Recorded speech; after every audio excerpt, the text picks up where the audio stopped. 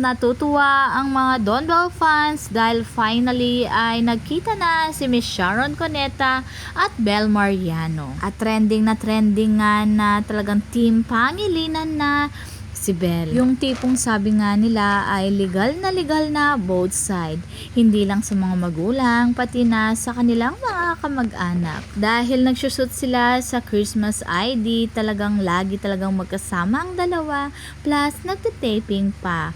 At masaya nga ang picture na ito ay nakahawak pa si Bel kay Miss Shawi. At manifesting nga na sana ay magkaroon nga ng movie ang tatlo. Dahil nga si Miss Shawi ay lagi niyang kasama sa kanyang movie ay ang mga sikat na love team. Hindi lang nakabantay si Donnie Pangilinan sa surfing ni Bel.